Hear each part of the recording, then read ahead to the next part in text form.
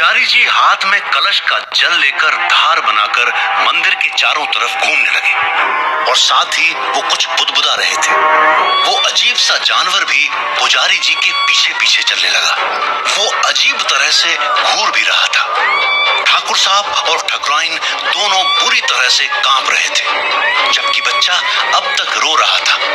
पुजारी जी ने मंदिर की 4 परिक्रमा की और उसके बाद वो कलश का जल उस जानवर की तरफ फेंका। जल फेंकते ही वो जानवर चिल्लाने लगा और उसकी आवाज बिल्कुल किसी औरत के जैसी थी। गिरते पड़ते वो जानवर भागने लगा। पुजारी जी खड़े खड़े आंखें बंद करके कुछ मंत्र बोलने लगे। थोड़ी देर बाद पुजारी जी आकर बैठे और ठाकुर से बोले, ठाकुर साहब, आपने देख लिया। शायद आप समझ गए होंगे कि इसके पीछे क्या हो सकता है। जी, मुझे लगभग समझ में आ गया कि ये सब क्या मायाजाल है, लेकिन पुजारी जी इसका कोई पक्का इलाज बताइए। इतना पता चलने से तो चिंता और ज्यादा बढ़ गई है। माँ जी साहब, आप बच्चे को अंदर ले जाइए। आज तो कोई समस्या नहीं होगी, बाकी हम बात करके तय करते हैं कि किस तरह से इसका इलाज करें। ठाकुर साहब, आप आइए, हम बाहर बैठकर बातें करते हैं और इसके लिए कोई रास्ता निकालते हैं, क्योंकि इसके कई रास्ते हैं। किसी भी तरह से हम कर सकते हैं। अब जो आपको ठीक लगेगा उस तरह से हम आगे का काम कर लेंगे। लेकिन पुजारी जी, कहीं ऐसा तो नहीं कि बच्चे की वजह से इसकी माँ को भी कुछ प्रॉब्लम हो जाए? क्योंकि अभी हमने देख लिया कि समस्या तो बहुत बड़ी है। कोई छोटी समस्या ना है तो मुझे शंका है कि कहीं बहू रानी को भी तो तकलीफ ना हो जाएगी। देखिए माँ जी साहब, इस वक्त जो समस्या मुझे दिखाई दे रही है वो वास्तव में बड़ी समस्या है, और मैं इस बात की गारंटी नहीं दे सकता कि ये समस्या बहू रानी को नहीं हो सकती।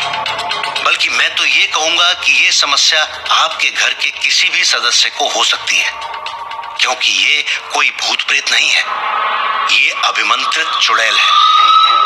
अभिमंत्रित चुड़ैल वो होती है जो घर पर बैठी हुई किसी भी तरह के जानवर का रूप धारण करके किसी भी घर में जा सकती है और कितनी भी बड़ी अनहोनी घटना को अंजाम दे सकती है। इनका एक लक्ष्य होता है। अब देवी माँ की कृपा है आपके घर पर कि अब तक बच्चा सही सलामत है, और मुझे यकीन है कि देवी माँ की कृपा आगे भी ऐसी ही रहेगी। बहुत जल्द ही हम इस समस्या का पूरी तरह समाधान कर सकेंगे। अभी आप निश्चिंत होकर जाइए। यहाँ मंदिर में तुलसी के पत्ते रख दीजिए। सूर्यास्त से पहले शाम की आरती के बाद वो पत्ते सभी घर वालों को खिला दीजिए। कल सुबह मैं इसके लिए कोई रास्ता निकालता हूँ। अभी हम ठाकुर साहब से बात करेंगे। जो आपके घर के और समाज के अनुसार ठीक लगेगा वो काम हम करेंगे। आप इतनी ज्यादा चिंता अपने दिमाग में मत रखिए। जहाँ बच्चे और उसकी माँ रहती है उस जगह पर आप थोड़ा ध्यान रखिए। हर वक्त पानी वहाँ अंदर होना चाहिए और खाने पीने का कोई भी सामान, मिठाई अंदर नहीं होनी चाहिए। सुबह शाम उस कमरे में आप लोबान धूप जलाएं, जिससे ये काला साया उस कमरे के अंदर तक नहीं पहुँच पाएगा। जी पुजारी जी, मैं ऐसा बिल्कुल करूंगी, पूरा ध्यान रखूंगी, लेकिन आप जल्दी करके इसका पुख्ता समाधान निकालें। जी माँ जी साहब, आप चिंता मत कीजिए। अभी आप जाइए और ठाकुर साहब आपको बता देंगे कि हम किस तरह से आगे क्या कर सकते हैं और क्या हमें करना चाहिए। आइए ठाकुर साहब, हम बैठकर बातचीत करते हैं। गजराज की माँ, तुम अंदर बहू रानी के पास जाओ। दुर्गा को बोल दो कि पंडित जी के लिए चाय नाश्ते का इंतजाम करें। तब तक बाहर हम इस समस्या पर चर्चा करते हैं। जी आप बातचीत कीजिए, मैं अभी दुर्गा को भेजती हूँ। ठकुराइन बच्चे को लेकर अंदर चली जाती है। ठाकुर साहब और पुजारी जी दोनों ठाकुर साहब के कक्ष की तरफ चलते हैं। दोनों बातें करते करते बरामदे में बैठ जाते हैं। ठाकुर साहब अपने माइंड की टेंशन से पुजारी जी को रूबरू करवाते हैं और पुजारी जी उनको इस समस्या के समाधान के अलग अलग तरीके बताते हैं। ठाकुर साहब, डायन और चुड़ैल का जो खेल होता है ये किसी भूत प्रेत से संबंधित नहीं होता। ये जिंदा इंसान होते हैं। समाज से किसी प्रकार से जब ये गुस्सा होते हैं तो ऐसे बन जाते हैं, या फिर कुछ काला जादू सीखने के बाद या तंत्र विद्या सीखने के बाद स्वार्थी लोग उसका गलत उपयोग करते हैं। और उस गलत उपयोग के कारण थोड़े समय बाद वो चुड़ैल का रूप ले लेते हैं। लेकिन ये ताकत इतनी खतरनाक होती है कि इनका सामना करना साधारण मनुष्य के लिए तो बिल्कुल असंभव है। इनका सामना तो तंत्र मंत्र ही कर सकता है, या फिर कोई ईश्वर का चमत्कार इनसे हमें बचा सकता है।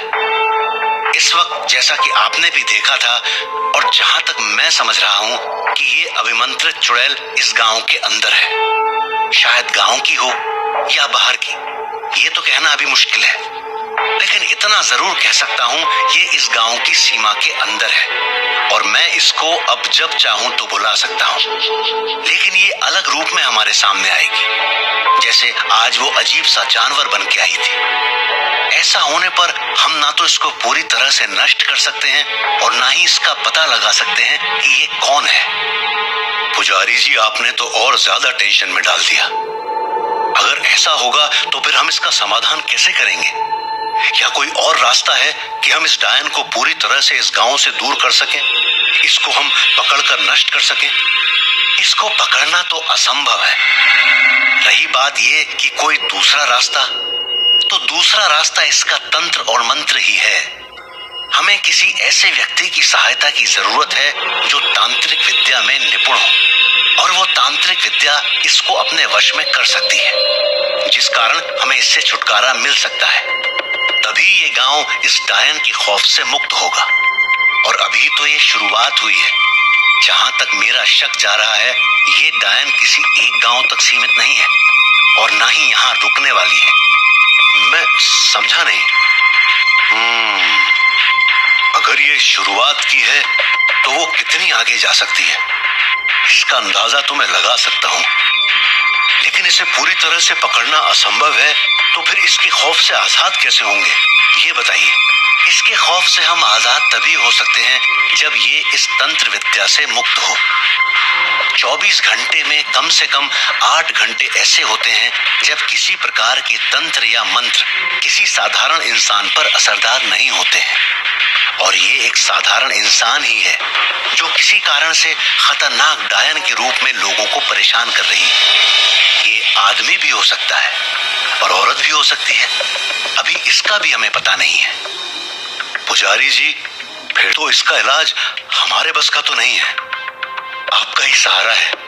आप अपने किसी जानकार से इस बारे में विचार विमर्श करो, या फिर कोई तांत्रिक आपका जानकार हो तो उसको बोलो, लेकिन किसी भी तरह से इस समस्या का निदान करिए, वो भी जल्दी से जल्दी, वरना तो इस गांव में आफत आ जाएगी। आज 2 गए हैं, एक घर में इतनी बड़ी समस्या हो गई है, पता नहीं कल को कितने लोग इसकी चपेट में आ सकते हैं, कल को कितनी भयावह स्थिति हो सकती है। हाँ ठाकुर साहब, आपका शक सही है, ऐसा हो सकता है और इसको यहाँ रोकना जरूरी है, ये मैं भी समझता हूँ। लेकिन जैसा कि आप पिछले 40-50 वर्षों से मुझे जानते हो, मैं इसी गांव में रहता हूँ और सिर्फ साधारण पूजा पाठ करता हूँ। ठीक है, ईश्वर की कृपा है कि थोड़ा बहुत जानता हूँ, लेकिन मैं तांत्रिक नहीं हूँ और इस तरह की डायन का इलाज तो कोई तांत्रिक ही कर सकता है। हाँ, मैं इतना कर सकता हूँ, कुछ दिनों के लिए मैं अपने इस गांव को बांध सकता हूँ ताकि अंदर डायन न आ पाए। अगर ये अंदर है तो फिर कोई दूसरा रूप नहीं ले सकती, ना ही इस तरह की घटना को अंजाम दे सकती है। इतना मैं कर सकता हूँ बस। अब जो भी कुछ करना है वो आप शीघ्र कीजिए। आप इतना एक बार कर दीजिए, तब तक आप और हम मिलकर किसी तांत्रिक की तलाश करेंगे और कोई अच्छा तांत्रिक मिलेगा तो उससे हम पक्का इलाज करवा लेंगे। जी, ऐसा हो सकता है, लेकिन ऐसा करने में भी एक समस्या है और वो बहुत ही खतरनाक साबित हो सकती है। गांव के सरपंच होने के नाते आपको ये तय करना है कि उस समस्या में आप किसको डालना चाहोगे, क्योंकि बात यहाँ किसी एक घर की नहीं है, पूरे गांव की है। अगर आप चाहते हो कि पूरे गांव का इलाज करवाना है, पूरे गांव को इस खौफ से मुक्त करवाना है, तो मैं 1.25 महीने के लिए इस पूरे गांव को बांध दूंगा, जिससे इस चुड़ैल का कोई असर इस गांव पर नहीं होगा। और उस 1.25 महीने के अंदर हमें कोशिश करके इसको पूर्णतया नष्ट करना है। लेकिन ये काम करते वक्त किसी एक व्यक्ति की जान का खतरा है और मुझे 12 लोग चाहिए जो आने वाली अमावस्या की रात्रि को मेरे साथ रहेंगे। अब वो एक व्यक्ति कौन होगा जो अपनी जान जोखिम में डालेगा, ये आपको तय करना है। बाकी का काम मैं कर दूंगा।